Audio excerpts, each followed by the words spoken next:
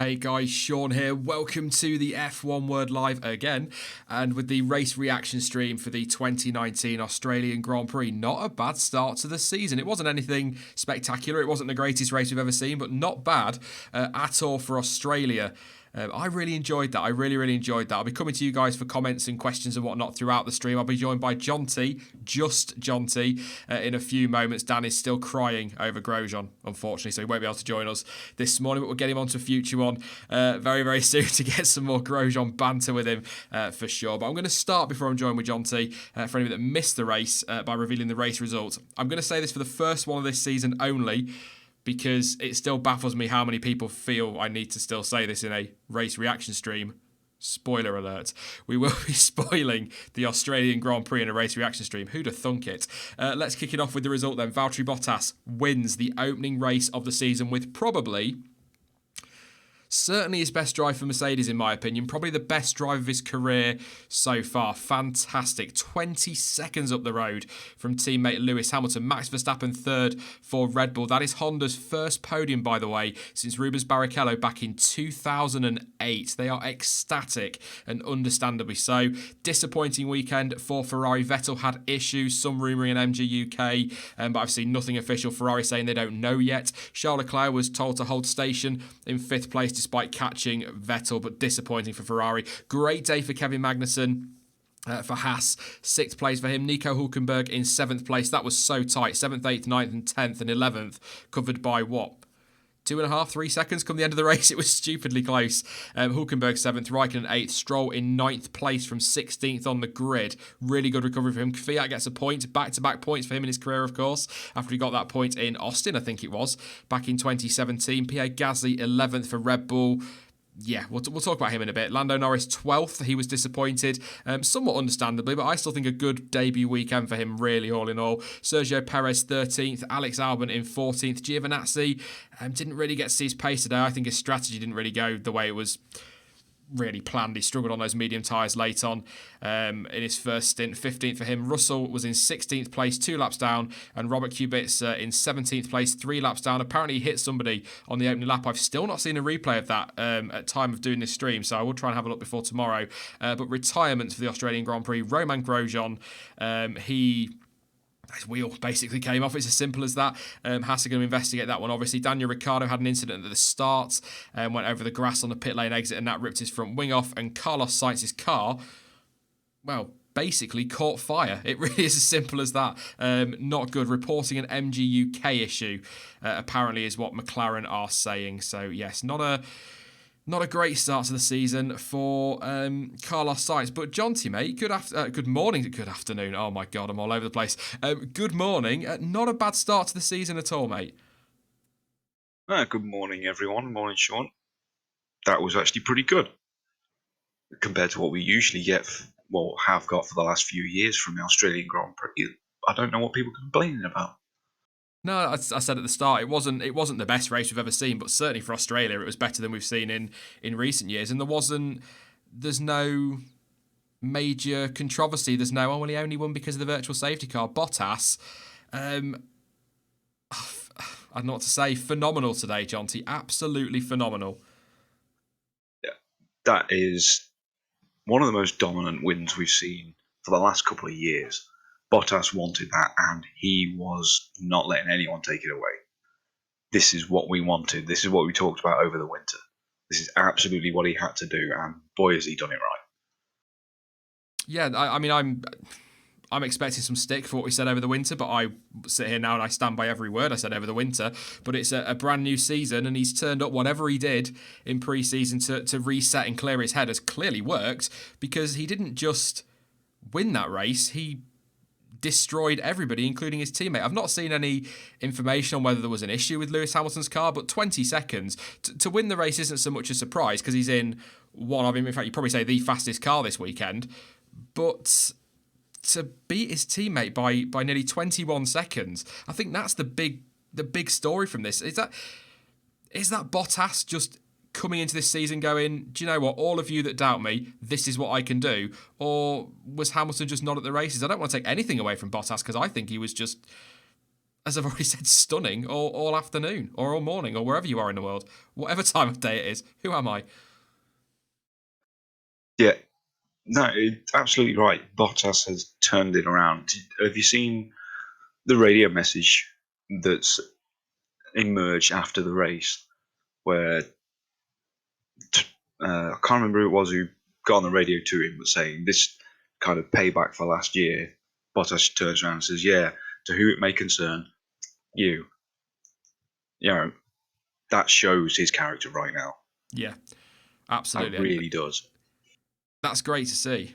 That is great to see. Because we said, didn't we? We've always said, for all the criticism we've given him, we want him to come into this season and do well. Because one, he's a nice guy. Two, we know he's a very good driver because we saw that at Williams. And three, ultimately the winners are going to be us because that's another car fighting at the front. Do you think, I know it's really early days, it's Australia, we can't read too much into it and all of the usual caveats we throw around this because it's not a representative track.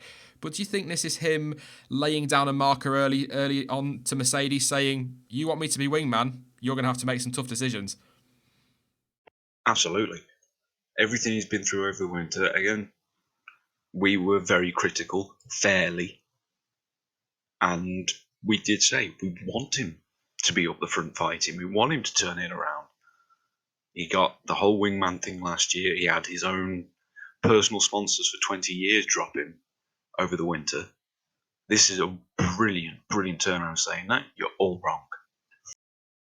Yeah, it's the margin. Like I said, if he'd won it by a couple of seconds, it still would have been a really good drive. But to just go away and dominate, and the way he dealt that first stint, to be perfectly honest, Hamilton pitted quite early to cover Sebastian Vettel, who tried to pull the undercut, which just didn't work. And frankly, I said on the watch song was never going to work. I didn't think it was when he made it. The gap was too big. But Hamilton comes out, new tyres. Bottas is still quicker, consistently quicker on tyres that are 5, 6, 7, 8, 9, 10 laps longer, as older as they were becoming, and just kept pumping in the lap times. And even in the second stint, he was able, towards the end of the race, and we'll talk about this properly a little bit later on with the fastest lap, but later on in the stint when you would think, hey, his tyres must be going off a little bit, he's taken some life out of them, he goes and smashes in the fastest lap of the race right towards the end. So he's still got plenty to give in that car, and that is great to see. So many times we see in this era of Formula One a driver get out front, get a good gap, and then turn everything down, start to lose some time. But he didn't. He kept pushing consistently through the race. I don't know how much of that was because maybe Mercedes felt slightly threatened by Verstappen. I don't think Verstappen was ever threatening for the win, but I don't know if that was part of it. Just Red Bull, Mercedes is trying to make sure in case there were safety cars or anything, there was a margin for any pit stops they needed to make. But I don't know what to say about Bottas. It was just best drive of his career, in my opinion, easily. I don't think anyone can disagree with that. It's definitely the best performance of his career. I think there is something that's been shown with quite clearly not having to have any fuel saving. The extra 5 kilos is making the difference there. But I also think not everyone is learning these tyres as quick as other people are. I think these new compounds, the way they've got about it,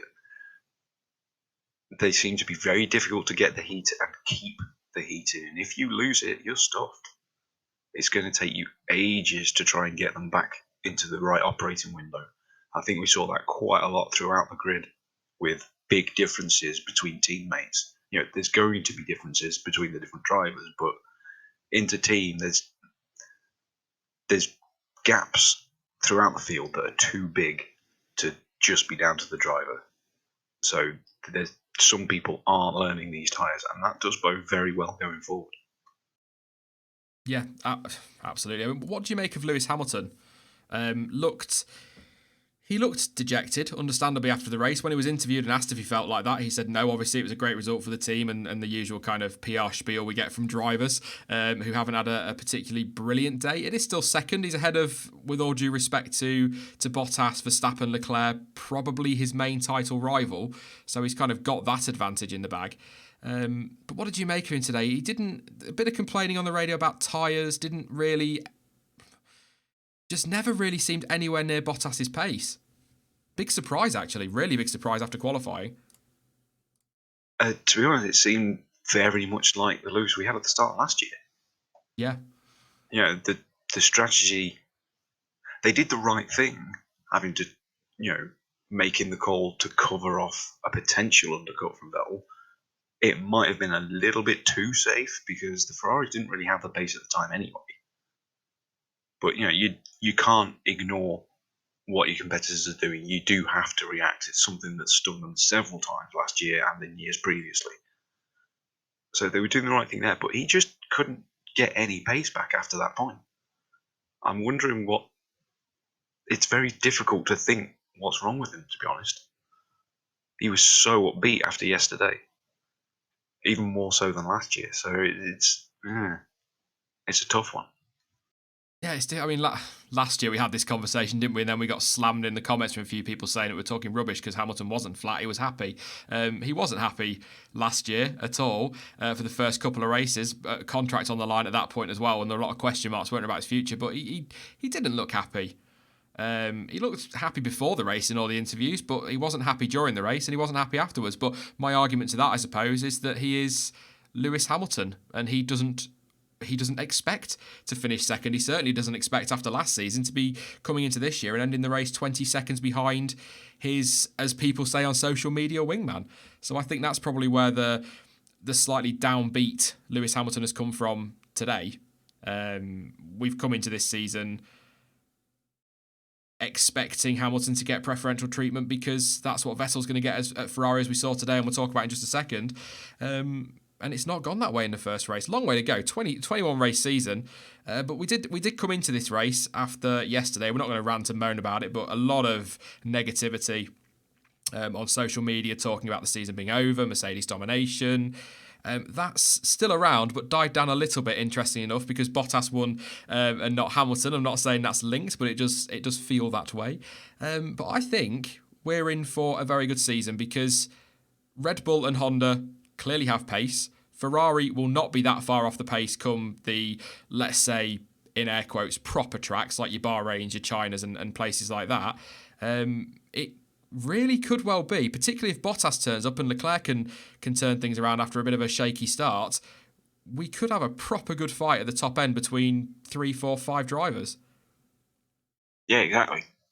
As you said, Melbourne doesn't really show true paces of the car. I really don't think Ferrari are as far away as this race indicates.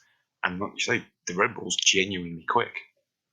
But going back to the whole spiel of people saying, "Oh, the season's over, Mercedes dominance."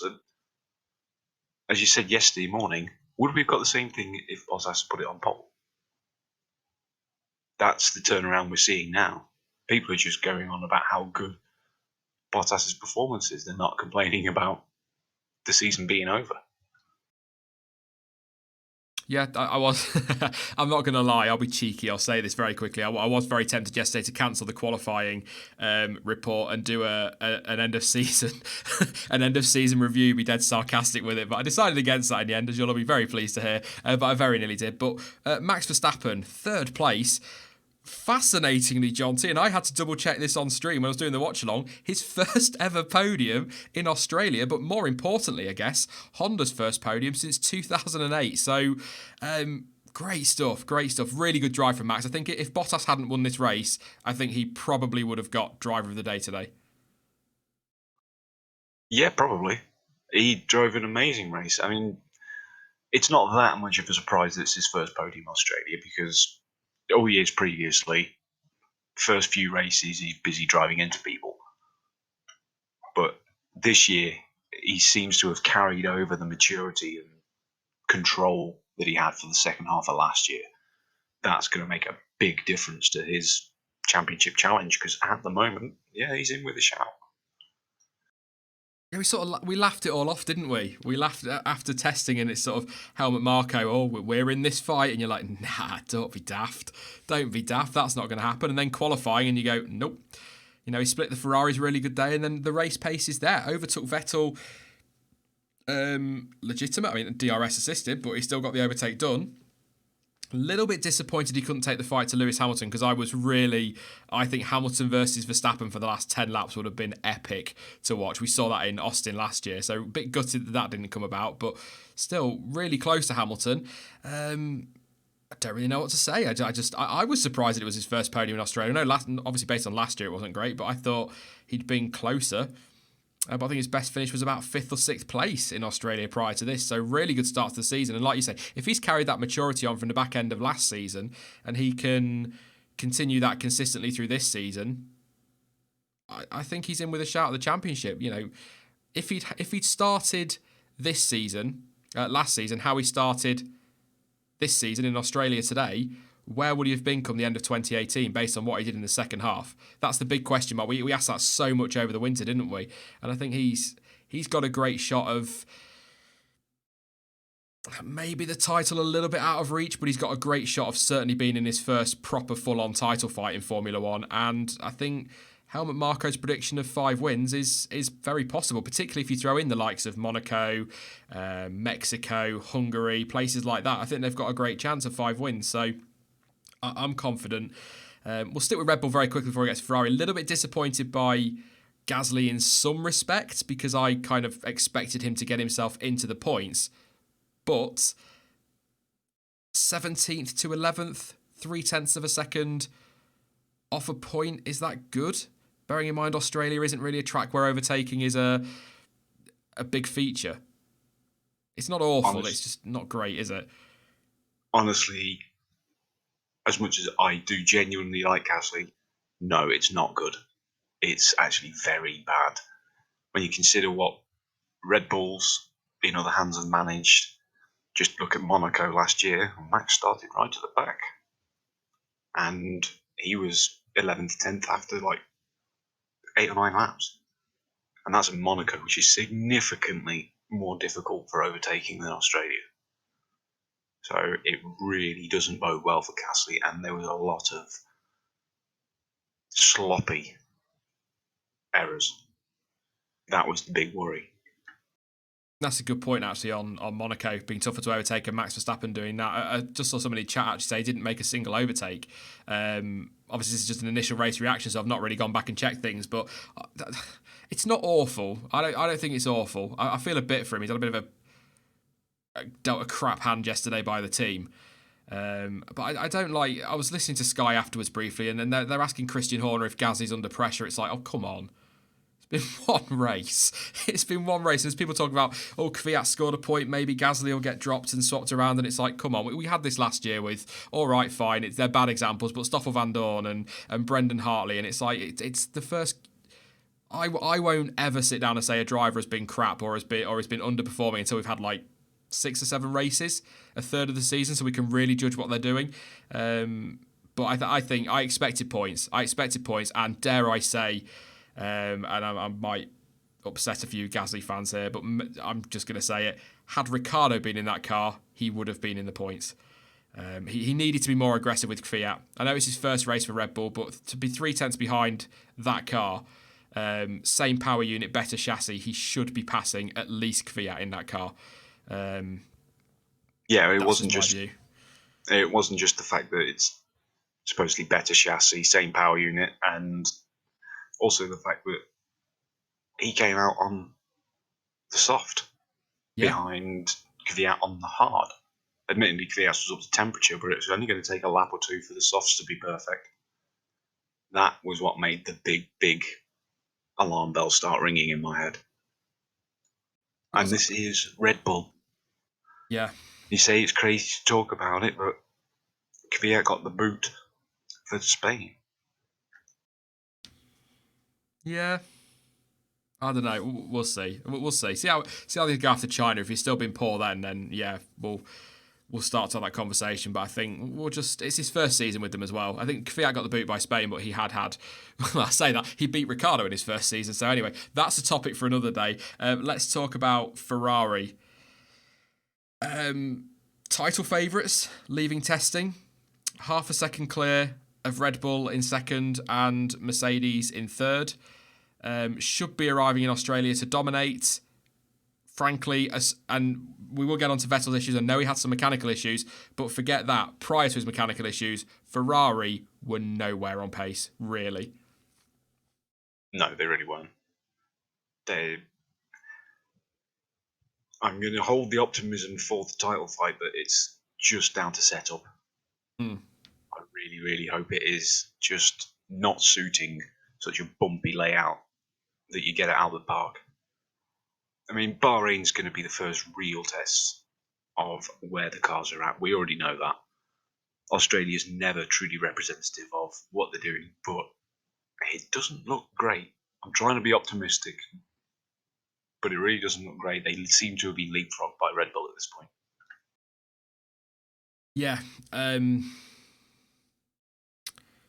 I want to reserve judgment a little bit because, as for the third time in 20 minutes of this stream, Australia isn't representative. Bear this in mind if you want to talk, if people want to be doom and gloom about the championship, just bear this in mind. Vettel won the Australian Grand Prix last year and 2017. Lewis Hamilton won the titles. So it doesn't necessarily mean anything. And again, I don't want to take anything from Bottas or Verstappen or anybody like that, but it's not representative of the rest of the year. So I would like to think that when we get to Bahrain, Ferrari will be back on the pace, but at the moment they're nowhere. I mean, I say that, and to be fair, Vettel was consistently within 4 seconds to Lewis Hamilton prior to his mechanical issues, but mechanical issues aside, that still easy would have been 25, 30 seconds behind Bottas come the end of the race. So clearly they haven't got the best car for Australia. They started the weekend okay in practice and they looked like they're on the pace, and I think Leclerc topped the session as well, so they looked on it. I think something went wrong between Ferrari finishing FP2 and getting up for FP3. They've changed I'm kind of with you. They've changed something in the setup somewhere. And I think that's the issue. Something's not worked. We do need to mention Vettel's issues. I've not seen anything official. There was some talk about an MG UK problem during the watch along, but when Ferrari were interviewed and Vettel was interviewed, they all said they don't know yet. But generally speaking, to be fair to those in the watch along that were sort of were speculating on that one, to be fair, generally when a car is able to continue with the loss of power, it does tend to come down to the MG UK, doesn't it? Usually, I mean, that's what's happened to Sainz in this situation. And it was MG UK that Ricciardo lost in Monaco last year. So it can make a massive, massive difference. It's not some small amount of power we're talking of losing here. I don't think that's it. If that was it around a track like this, he'd have been much further down. Yeah, absolutely. They pulled rank, Ferrari, with Leclerc. I've seen some social media stuff. People are not happy. But in, I guess, Ferrari's defence, they did kind of say that from day dot that Vettel was going to get the preferential treatment, if you like, this season because it's Leclerc's first year and Vettel is very much number one there. So it's not a surprise, but I don't know, John T. I'm quite torn on this because part of me thinks Ferrari made the right call because Leclerc was never going to catch Verstappen ahead. So why bother? Why not just turn both cars down and bring them home and get Vettel the extra points in the World Championship for what could be crucial? We could look at this in Abu Dhabi and go, wow, that won Vettel the championship, for example. So had it been Raikkonen, I don't think that call would have been made. But I think with it being Leclerc, I think they felt like they needed to. But I'm still a little bit unsure. Bit torn. Yeah, because from the team game and the constructors title, and the fact that they were never really going to get on the podium, it's the right call from Ferrari. What bothers me is whether it's the right call for Leclerc. Yeah. Whether he made the right decision in obeying that, or even the fact that he asked, because he actually came on the radio saying, "Do I stay behind Sebastian?" Shouldn't have asked. Far easier to seek forgiveness than permission. He should have just gone for it. It would have been easy with the pace difference that they had, especially with the tyre differences. So he should have taken it. Aldas said on Twitter saying, "Champions stamp their authority. The winners make their mark. That's not how you do it." Yeah. No, I agree. But first race for Ferrari, do you really want to? If your contract reads number 2, do you really want to find yourself out of a seat come the end of the season because you've thrown up the inside of your teammate? I mean, they nearly collided in turn 1 off the start, didn't they? Very, very close. But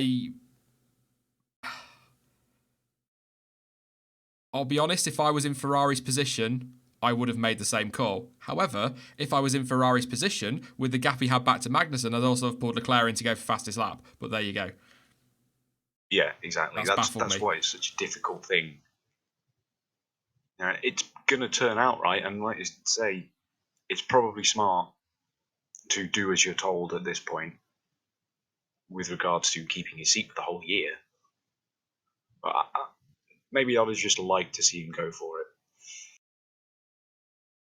Yeah. It's kind of in some ways a bit more out of hope than expectation in some respects, I suppose, in that one. But, yeah, probably. But I agree. I'd love to have seen him just go, team orders up yours. But that could have been disastrous for his time at Ferrari. But he's got a long way to go. It's his first ever race, 21 races this year. Probably, if he can perform, he could be at Ferrari for a very, very long time. So, whereas Vettel might only have another couple of seasons there. So we'll see. But I think disappointing for Ferrari. I think Leclerc can take some consolation from the weekend that it's his best ever Formula One finish in 5th place, but that 4th and 5th is not what Ferrari expected this season. So I think both drivers are disappointed. The team look for a few shakes of the head on the pit wall as well. They didn't look happy. Vettel, no, I think they pitted Vettel too early, Oh yeah, definitely. But did they have to because of the tyres? We weren't getting a lot of feedback on the radio from drivers about the life of the tyres until Lewis complained that he won't get to the end of the race. I think the main thing from Ferrari for Leclerc as compared to Bottas is the fact that the lack of pace in the Ferrari from whatever they've had an issue with or changed, that's kind of taken it out of Leclerc's hands. Bottas is in the exact same situation, but he's taken his pace and removed sort of the team orders from the equation, saying, you're going to pull team orders on me, I'm 20 seconds ahead. Not a chance, and they can't do that. Can you imagine the backlash if they tried? Unfortunately, Leclerc's been left in a position where they can use it on him because he hasn't just taken it into his own hands and gone running away. Maybe he'll be able to do that later. Like I said a minute ago, though, it's one of those things, isn't it, where we'll look at the end of the season. If Vettel wins the title by a couple of points, it's the right call. But as of right now, it's I don't know. I'm not going to get back into it again. We've kind of covered that quite nicely. But I do want to talk, before we get on to the rest of the field, while we're sort of on the top three, I do want to say we've been quite, I think critical is the wrong word. We've just been a bit kind of about the whole fastest lap point thing. Actually turned out to spice up quite nicely the end of the Grand Prix, because we got question marks. Is Leclerc going to come in? He's got the gap to Magnussen. To Ferrari, I think it's worth the risk for that extra point. And then you got Verstappen going, I want it. Hamilton saying he wants it. They go toe to toe to try and get it. Verstappen nails it, and you go, oh, Verstappen's got the extra point. And then Bottas rocks up and gets it right at the end. So I think if the idea of it was just to spice up the end of the races and give us this talking point, they've nailed it, the FIA. And I was a bit meh about it before the season got going. I think it's not the most amazing thing in the world, but it certainly added something to the end of the race, which I quite enjoyed speculating on in the watch along. Yeah, it's worked out quite nicely in this situation. Even though the top six are pretty spread out, they've still got something to go for. It's not like they're just killing time to the checkered flag while the midfield are fighting. They've still got that extra point, and they're all aware that extra point can make the difference. As we've already seen, people have been through previous championships. Those wouldn't have won in 2008 if it was there. So that, I think, is very high in the front-running driver's mind. Good point on that one. Very good point on that one. Yeah, it's... I enjoyed it. Not much point talking too much about it, because I'm just going to keep repeating the same thing and say I enjoyed it. I just like the speculation at the end. It got us all excited in the watch long, and I suppose that's the point. But it was good in chat. People were going a bit bonkers for it. But Kevin Magnussen and Haas, as we sort of jump into the rest of the field, I am going to confidently say there, right now, even though it is the Australian Grand Prix and we don't know what it's going to be like at other tracks and blah, blah, blah, blah, I think Haas have put a real stamp on best of the rest today. Because prior to Grosjean's retirement, he was, or his poor pit stop and then his retirement, he was right up there with K-Mag. They were quicker than those behind them. Magnussen, again, showing how much he's grown in the last 2 seasons, comfortably P6. So I think Haas best of the rest, Jonty. It's hard to disagree with that, isn't it? They had some really good pace in that car. And they didn't have the strongest showing in qualifying. They qualified in good positions, but there was a little twitch here and there from the car. But race pace has been fantastic. Very, very impressed. It's just a shame that they've managed to have the same issue at the same place 2 years in a row. Admittedly, they only managed it with one car this time. But it's looking very, very good for them. I just hope they can keep it going, because last year they were up and down so much. It seemed to be very, very track specific. It's going to be interesting. I mean, obviously, again, long way to go this season. They might be nowhere come Bahrain. We don't know, do we? But you'd expect Renault to come back. Alpha, we're still pretty sure, are going to be strong. They were a way off, though. Today. I'm going to talk about Renault and the rest of the top 10 in just a moment. But we do need to talk about Rogro, Mr. Grosjean. Dan's not here because he's crying. Is the excuse I'm using. He's told me why he's not here, but I'm going to tell everybody that he's crying because Grosjean retired. Another wheel issue. Gunther Steiner, look, they're going to investigate it, obviously. They weren't 100% on what happened there, but it was the same wheel that was dodgy in the pit stop, and they seem to have the feeling that it wasn't fitted properly, something's gone wrong, and it's come off. But it came off a long time after his pit stop, which is slightly concerning. Yeah, that can happen with cross-threadings. It's not just an instant loose. It can be just that fraction out, and to all intents and purposes, it looks and feels as if it's done up properly. Over time, just the continued vibration will wear it to the point where all of a sudden off it comes. Just strips. Even just one turn of thread can be enough to make it come loose. Unfortunately, that's what Grosjean's had, which is a big shame. Yeah, I mean, we'll take the mickey out of Dan, of course we will. It's what we do. It's what this channel's about now.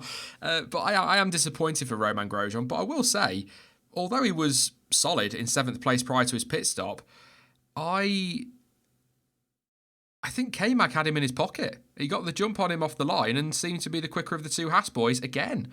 So maybe we'll see a similar story to last season, where Magnussen has a better first half of the year and Grosjean the better second. What I'd like to see is them both be consistent all year and fighting each other. But early days. But I do think K-Mag just had the edge today. I don't know if you felt the same, Jonty. He just seemed to have a bit more pace in the early stages of the race. Got the jump as well off the line. Yeah, K-Mag was a lot more focused today. I mean, you can see that just from the fact that he managed to go wheel to wheel with Hulkenberg around quite a few corners without them crashing, and that's a long-running rivalry. Big change. Yeah. And of course, hashtag better than one Red Bull. Which I'm sure is something that Rich Ellen will be on a little bit later on. But yeah. Rest of the top 10, very quickly go through them. Nico Hulkenberg, 7th. Are we surprised? It's kind of what he does, isn't it, really? If it's not 7th, it's 6th or 8th. It's kind of where he is. I think good race, good little scrap with K-Mag. I got a little excited in the watch-along when they were wheel-to-wheel and K-Mag just ran him out of room, just left him enough space. But I was expecting a crash there, I'm not going to lie. I thought they were going to fall out, but I really enjoyed that scrap. But just another... Frankly, it sounds really boring and like I'm not giving him any credit, but just a typical Nico Hulkenberg drive. Yeah, that's what he does. He tends to cruise around, not really getting into that many scraps and just suddenly appearing as 6th or 7th with a decent haul of points. He's been doing that for years now. I don't think it's going to change. I'm going to answer this now. I was going to wait for Q&A for stuff like this because I know people are going to come with it. Yesiah, I hope I got your name right. It says, so Sean, would you like to apologise to Valtteri? No.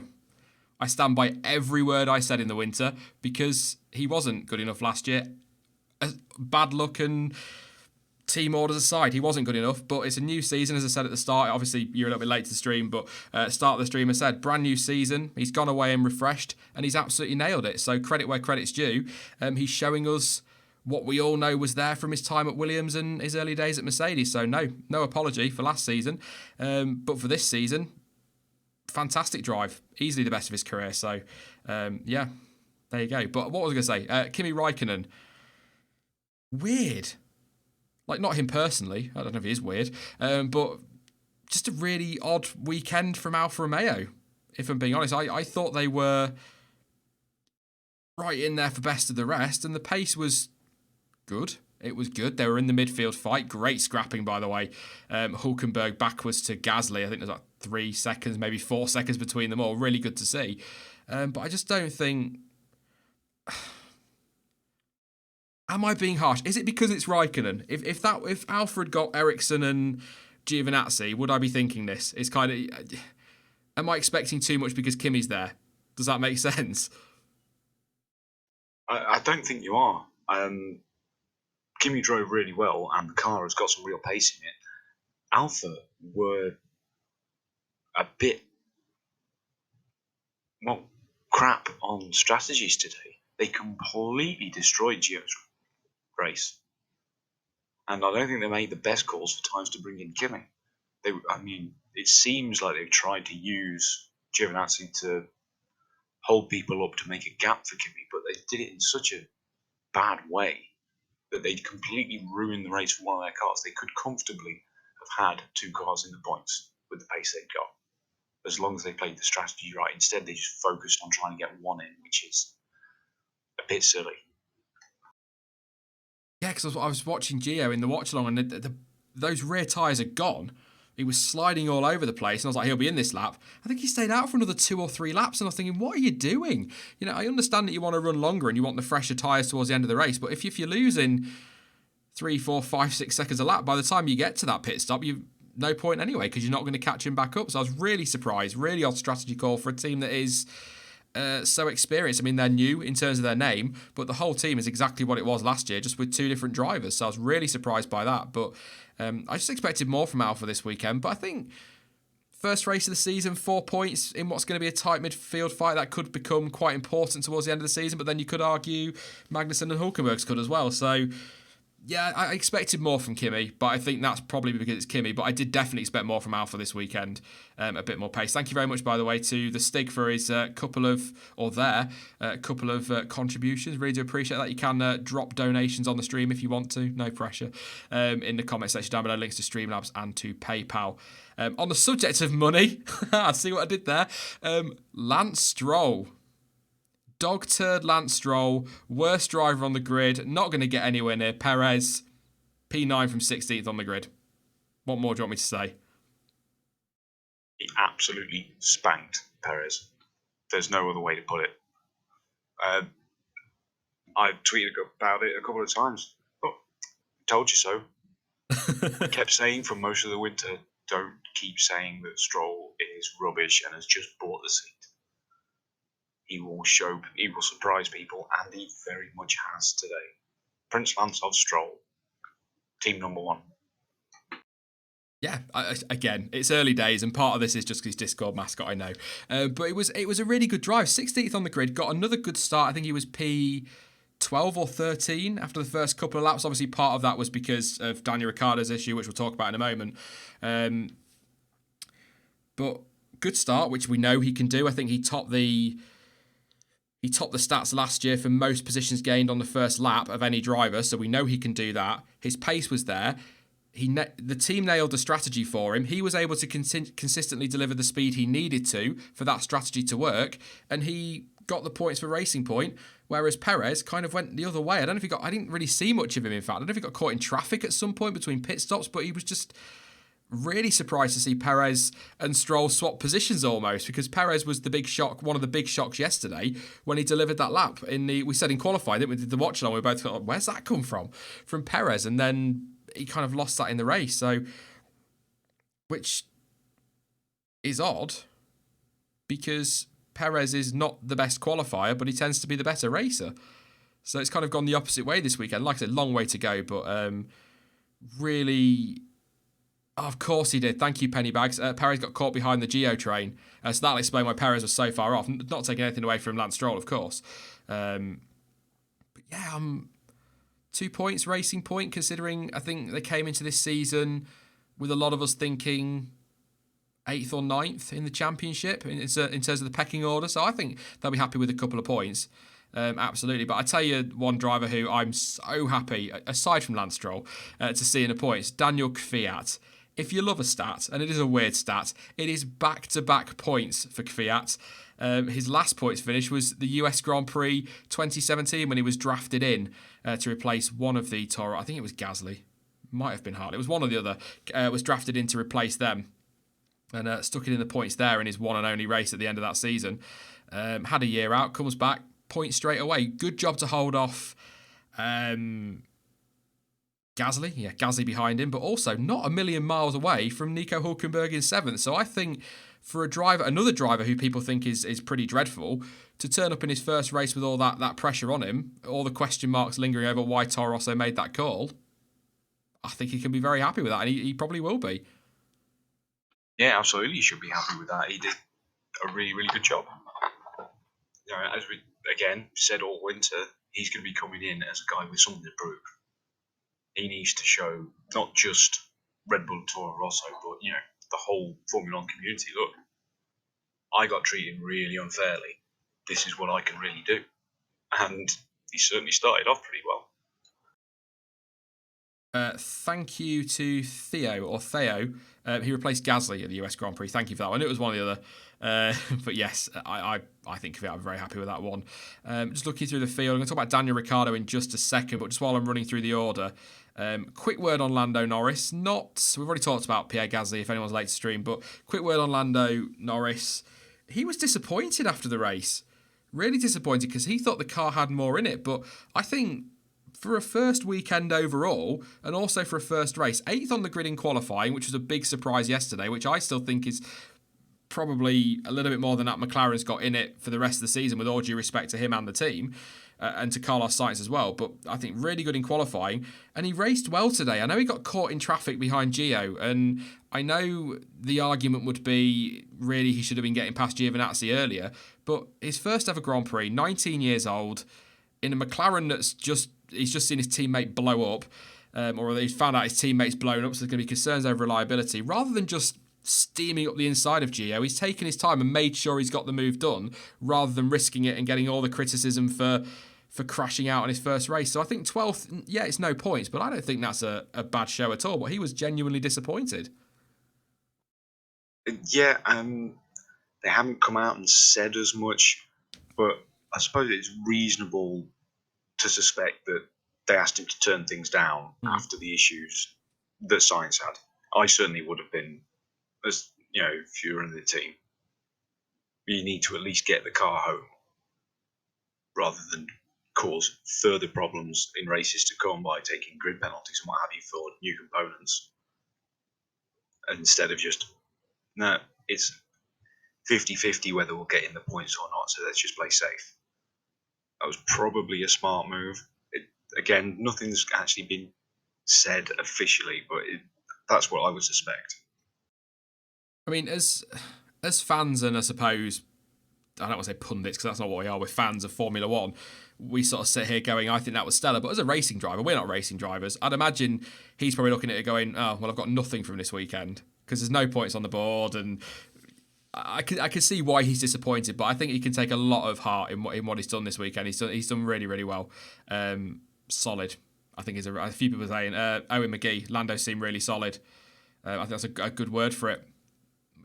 Long season, long career potentially ahead as well. So no pressure on him. Couple of big shout outs. Alex Albon, 14th. Not amazing given that Kvyat picked up points, but again, another driver on his debut. Not an awful performance. Antonio Giovinazzi screwed over, as we said a little bit there, by strategy.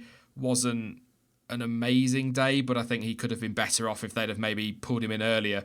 We kind of touched on that, so I don't want to go over it again. But the Williams boys, do you want to say anything on them, Jonty? Apparently Kubica had an incident at the start of the race. I didn't see it. I know he was in the pits on the first lap, but I've not seen a replay. But miserable. He touched into the rear of Gasly and lost his front wing completely between turn 2 and 3. Oh, okay. So he had an extra and longer pit stop, which is why he was, a lap down after a couple of laps. But the pace isn't that great. The race pace isn't quite as bad as I was worried it might be, but it's still pretty bad. Yeah. I'm not going to sit here. We've criticised Williams loads the last couple of weeks. There's not really. We know they're slow. They know they're slow. Just fingers crossed they can do something between now and the end of the weekend. Difficult to judge either driver in these situations, but Kubica's first weekend back. I think rusty's a good word. A little bit scruffy at times. He hit the pit wall in practice.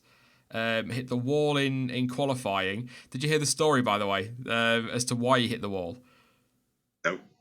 It's a good one. Apparently, the car, for the first time this season, including testing, gave him more grip and downforce than he expected, and that's what put him in the wall because it caught him out. The car was better than he expected through that corner, and that's why he hit the wall. That's not a good thing at all, is it? But I think a bit scrappy from him, but 8 years away from the sport, terrible car. Go rusty, I think is a good word for that. Yeah, that's fair. And it's actually not a good thing to suddenly have more grip than you expect. Having loads of grip, or much less than everyone else, the drivers can manage it as long as it's balanced and predictable. When it's suddenly changing, that's where the problems come in. That's a lot of the problems that the Williams drivers were having last year, because they just couldn't predict when the grip was going to come back at the rear. And that's why they were struggling so much last year, one of the reasons. So that's something they definitely need to work on very quickly. Thanks to Faris over on Twitter, just sent me Mercedes AMG F1 tweet. Breaking news. We have discovered damage to Lewis's floor in the area just in front of the left rear tyre. There is a chunk of the floor missing, but we are not 100% sure why. So that would explain for some of his loss of pace. I suppose it depends on the chunk of floor. If it's half the floor missing, then yeah, he easily would cover 20 seconds, but that at least explains why some of that pace wasn't there. So going back to our earlier point, yes, Valtteri was phenomenal today. Yes, he deserves all the plaudits. I think he was the better driver, damage to Hamilton or not today. But that explains why he was, or at least partially explains why he was so far off the pace. So that answers that one. But Daniel Ricciardo.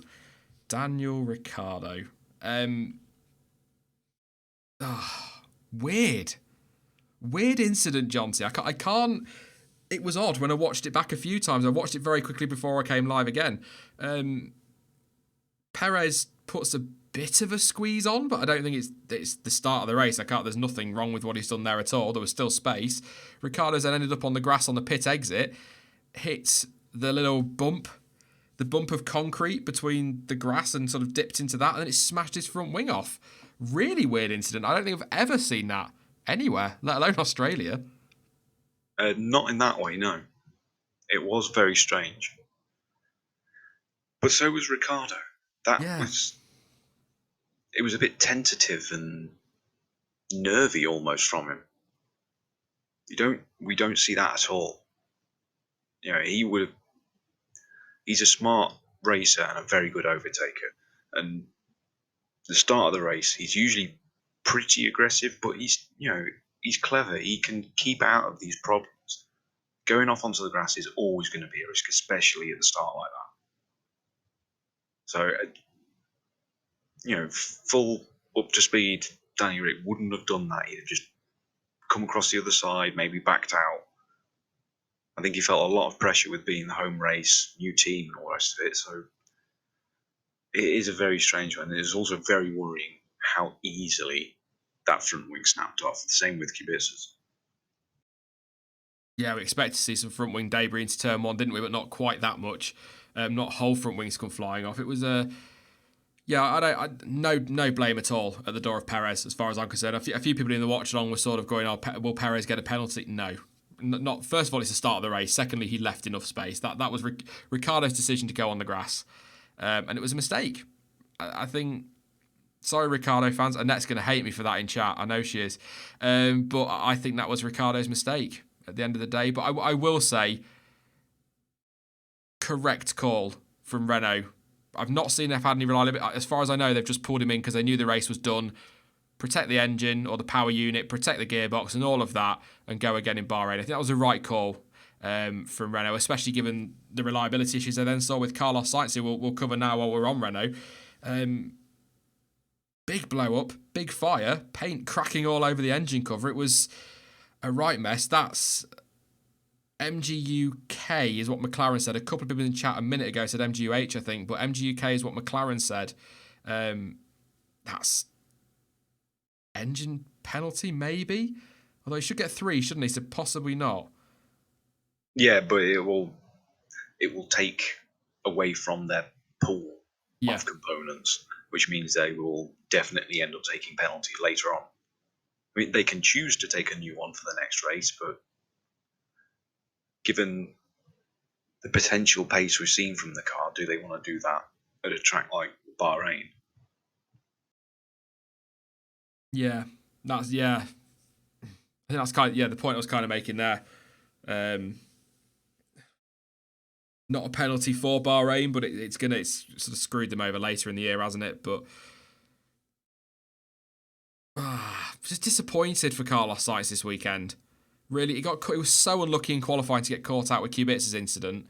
There's clearly some pace in that McLaren as Lando Norris demonstrated, so I think he would have been, if not in Q3, certainly on the fringes of it. And then reliability concerns, or the engine just goes pop in the race. I'm really disappointed for him. I was really hoping he'd hit the ground running this season, because it's the first year, as we said in the winter, that he turns up to a team where his future isn't instantly in doubt. Will he be staying on? Will he get the seat at Red Bull? Will Renault keep him on? He's gone to McLaren and can settle down. So really disappointed he couldn't hit the ground running. But again, first race of the season, 20 still to go. Plenty of time for him to turn it around. Is there anybody I've not talked about that we need to talk about, John T? Or chat? I think we've covered everyone now. I'm going to try and do that this year. We used to get a bit of, not criticism, but people were like, why haven't you spoken about such and such? And we used to just talk about the big topics, but we're going to try and make sure we run through as many drivers and teams as we can in these ones. George Russell, we did touch on Williams. Thank you, Mario. Again, like I said, it's difficult to judge him. I don't think he was bad this weekend. I think it's a good debut, but it's difficult to judge where he is, because one, Kubica had a rough weekend, and two, the Williams is so poor. So I think we're going to have to wait for Bahrain before we can really say where he is versus his teammate, because Kubica, like I say, scruffy weekend, had issues. So it's 1-0 in the teammate battle is the only thing I say on Russell, really. But I don't, kept it clean, was as quick as he could be in that Williams, probably. Yeah. We aren't really going to be able to say until they've both had a completely clean qualifying. Right then. Okay. I've got slow mode on, so mods shouldn't be too cross with this one. In chat, one surname. Who was your driver of the day? Valtteri Bottas won the official one, and I don't often go with the official one, but I am today. 100% Valtteri Bottas. If I had to pick another driver outside of the top 3 teams and in the midfield for driver of the day, I would probably go bias. Why not? I'm going to go Stroll. Why not? What about you, John T? As the chat is showing, absolutely Bottas. It was a stunning performance from start to finish. And everything that he needed to do. No one can possibly disagree with Bottas as the best driver of the weekend. If you had to pick another? It's very hard not to say Stroll. Just because he's really shut up the critics. Yeah. I'll send you that money on from Lawrence, by the way, a little bit later on for that. Yeah, good one. But it'll buy you more than a pint, mate. It'll buy you another pub. I normally like to read a few out, but I'll try and find some, pick a few out amongst the sea of Bottas's. Everybody has gone with Bottas pretty much for driver of the day. The FE low down says Stroll. Verstappen says Hamilton fan 89. I think Verstappen and Stroll are good shouts if you're not putting Bottas in there. Maybe K-Mag as well, but he kind of apart from his little scrap with Nico Hulkenberg, which I'm gutted didn't go on longer, just got on with his race, really. But it definitely deserves a shout there. Bottas, Stroll and Verstappen seem to be the ones getting the main shout-outs. The usual odd Maldonado in there, of course. Thank you very much to Ho for your contribution. Driver of the day is Stroll. Thank you very much for that. Massively appreciated, as always. Bottas or Kvyat, says Ricky. Quite a few saying Kvyat, actually. For 10th place. I think I can't look beyond Bottas officially, but I'll give a few a shout out for that one, because there were some really good drives this weekend. Norris in qualifying, Stroll in the race. I think Kvyat was good. Magnussen was very good. Bottas was fantastic. Verstappen was excellent. Some really, really good drives in there. And I don't think anybody, there's question marks over Gasly. We're wondering about Ferrari, but nobody had a truly awful drive. Aside from Ricciardo's 3 feet at the start, I suppose. I don't think anyone was poor today. Not really, no. I mean, you can't even say that Gio was bad because the team screwed his strategy so much.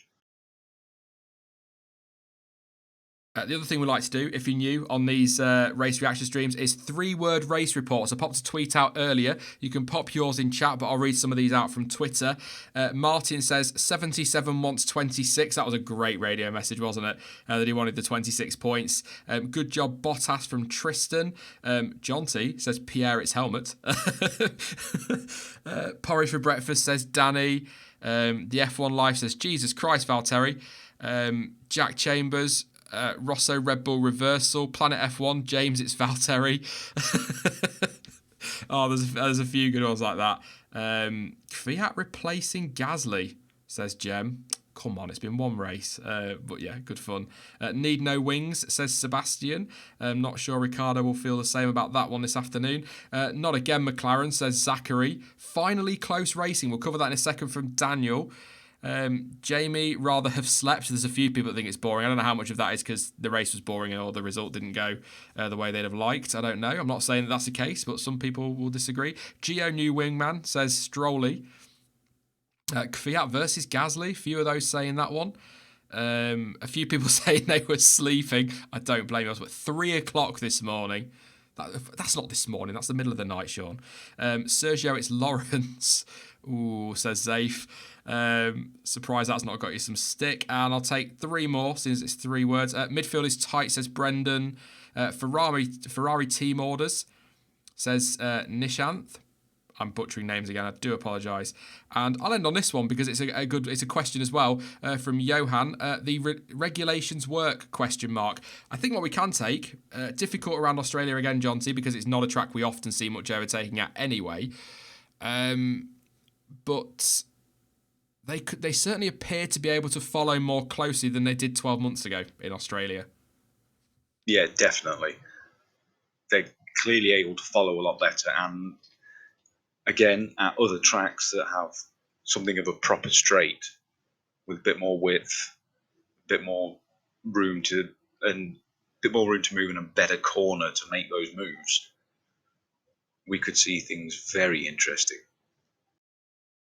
I'm a little bit concerned about Bahrain. I'm not going to lie. I think from the regulations point of view, the 2019 changes will get a better indication of where they are and whether they work. My concern for Bahrain is DRS. We saw last year with the normal DRS that it was far too OP. This year, it could be that cars are passed before we even get to start-finish line. I'm worried about that. I hope that they're going to shorten that DRS zone down the straight. Well, or is it overtaking and that'll do? Well, no, because you have to try and look at all the aspects. If it's massively, stupidly powerful when we get to Bahrain and you've got cars overtaking halfway down the straight, then the person overtaken will be able to pull back in, get more of a slipstream. And with everyone being much closer together and able to follow more, it kind of leans towards the fact that instead of pairs just overtaking each other lap after lap, we're going to have 3 or 4 cars, all with DRS, all arriving at the same turn at the same time, over and over again, and that could be very interesting. Jordan in chat just shared a Grosjean quote. Grosjean said, "Easy to follow, hard to overtake." I think that's a good assessment, and actually a positive assessment, because it's hard to overtake at Albert Park anyway. So at least if it's easier to follow, that should mean on tracks like Bahrain, China, Baku to an extent, probably not Spain and Monaco, but Canada, fingers crossed that's not awful this year, they should be able to get a lot closer for an overtake. So that's good. That's good. So as long as they're easy to follow and then get close racing, because that's the thing. Hulkenberg, Raikkonen, Stroll, Kvyat, and Gasly, you could throw a blanket over them. They were so close together. They didn't overtake each other, but it was still exciting to see them that close on track. So I'm optimistic for the new regulations. Still some question marks, but on the subject of question marks, I'm so good with these links. I'll take a couple of your questions. Oh, bear with me. I've been up 6 hours already, Johnson. It's 9:10. What the hell is that all about? Are we just a little bit, us F1 fans? Have we got a screw loose somewhere? Because something's not right. Yeah, we're clearly a bit obsessed. But who cares? It's a good obsession. Yuri wants to know who the favourite is for Bahrain. It's a boring answer. I'm going to give you a really boring answer, but it's an answer that I'm going to give for the first 3, probably 4 races, because Baku just is Baku. It's chaos usually, so we don't know. We haven't, leaving Australia, we don't have a pecking order because it's Australia. Bahrain, we should have a better idea, but that's a desert race at night, so conditions aren't necessarily what you'd expect at other tracks.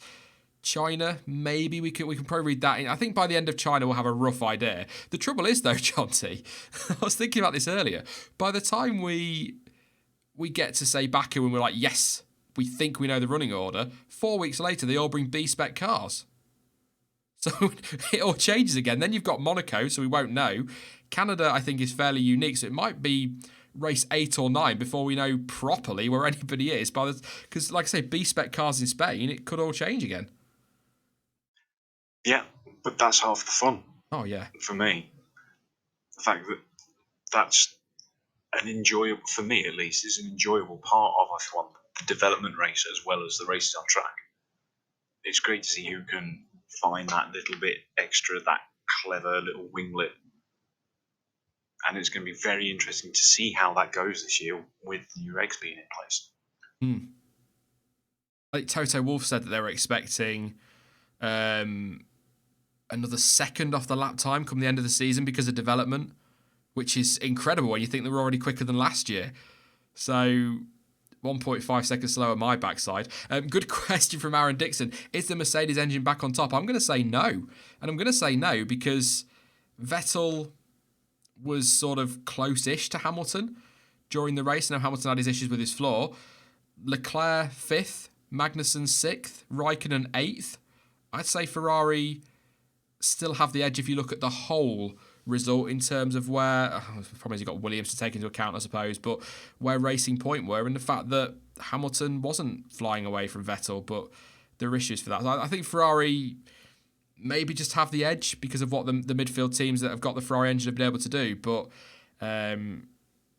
I'll say no for now. But again, we don't know for sure. I don't know if you agree, Jonty, or do you think it's just too close to call at the moment? It's not really something we can tell right now. They need to be on a proper power track. Possibly Bahrain, certainly China, with the 2 very long straights. That's where we're going to see which engine's got the most grunt. I'm going to take 2 more questions before we go. Asking about whether Honda, I don't think Honda are quickest. They could potentially be ahead of Renault. Maybe, when you consider what Verstappen did and what Kvyat did today, but I think we'll find out soon. I will predict Canada's boring, don't worry. The honour bar, I will do that before Canada. It'll be diabolical, I promise you that. Maybe it'll work. Try to find a question maybe that hasn't already been asked. If not, then I'll probably leave it there. Red Bull lawnmowers. No. Where do you see Haas up and down season, or they learned? I think we kind of answered that earlier. We sort of agreed, didn't we, that they look like at the moment best of the rest, but as John T pointed out, they were very up and down last season. Very up and down last season. So hopefully, they'll hit some consistency this year. If Magnussen performs to the potential we saw at the start of last season, and Grosjean performs to the potential we saw at the end of last season, for the whole year, then I think they're looking very, very good. But yes, I think... Yeah, that's what they need, that consistency. And hopefully they can get that now, with things being a lot more settled. Max Claydon says that Williams are sandbagging, aren't they? And Sardas has said, yeah, absolutely. Absolutely. Yes.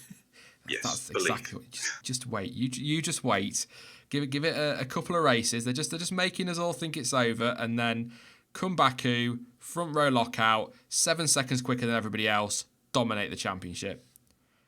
That's possibly lack of sleep talking, but yeah, I think we'll. I really want to answer that, but I'm not going to. I'm going to move on. Actually, no, I'm going to finish on this. Actually, it is a question we're going to finish on. McGath88. Can Bottas fight for the title? Of course he can. Will, I suppose. He can. He absolutely can. Fastest car this weekend. Going to be one of the fastest all season. He's shown that he's still got it, despite all the doubts over last season. He's clearly refreshed. I think he's got a great shout this year. Very difficult teammate to beat. Red Bull are going to be right in the mix, taking points off and picking up wins themselves, and Ferrari are going to be, I would say, back on pace from Bahrain. I expect to see them back on pace as well. So it's all. I tell you what, best answer for that one. It's going to be a bloody brilliant season, Jonty. This has set us up very nicely. Yes, it has, and the answer to that question is quite simple. He definitely can, but as the year goes on, the question remains of whether he's allowed to. Ooh, controversial and dramatic finish to the stream. Why not? Thank you very much, Jonty, for coming along and joining me for this one. It was a pleasure as always. Early in the day, I have to say, I'm gonna say this very quickly. I don't know why I'm coming to the mic to whisper to you, Jonty, because we're live and everyone can hear, but I'm going to do it anyway. I love the fact that we have these early races. I am knackered, but I now have an entire Sunday to enjoy. Yeah, that's the other good thing about. Yeah. Let's be honest. And watch the race again on Channel 4 for the highlights. Yeah, probably. Because we're that sad. But yes, thank you very much, mate, and I will inevitably talk to you shortly. Yeah, absolutely. Thanks for having me on. Thanks for coming along, chat, and I'll just finish on one last little three-word report of thank you, Charlie. Bye, everyone. Lovely. Thank you very much, John T. Beautifully put. What a great way to fit. Well said, John T. Thank you, Charlie. A great way to end the three-word race report. It was emotional. An emotional start to this morning. If you saw the Sky Sports tribute to Charlie Whiting, to see Bernie Ecclestone cry is very tough to watch. Very, very tough to watch. So that's how much Charlie Whiting meant to everybody. So I'll say it again, final time this weekend, and I'll probably mention it again tomorrow in the review. As John said, thank you, Charlie, and of course, rest in peace. A big loss to Formula One this weekend. Yes, Mario, it was a poor slip, I know. But thank you very much to you guys for joining me for the race reaction stream. If you're with me for the race watch along, thank you for keeping me relatively sane in that one. It was a really good race to start the season with. Like I said at the start of the stream, not the greatest thing we've ever seen, but certainly for Australia, a very, very good Grand Prix. Now, I will be back tomorrow. I'm hoping for around 4 p.m, but certainly by 6 p.m. It depends what time I get up in the morning for the Australian Grand Prix debrief. I'll be putting that one up as a video, similar to last year's reviews, where I go over the results, the top three, and then any major talking points from the day before revealing driver of the day, which I've kind of ruined because you all know who my driver of the day is now. But for those who don't watch the streams, it'll be a surprise, and there'll be more content next week, of course. And hopefully, all being well, we should be live maybe not next Sunday because it's my birthday. I'll think about it. I might come and join you all. Why not? But yes, in the meantime, you can follow me over on social media. Links to Twitter, Instagram, Facebook, and of course to Discord are all in the description down below. But as ever, thank you for watching. I've been Sean. This has been the F1 Word. And until next time, goodbye.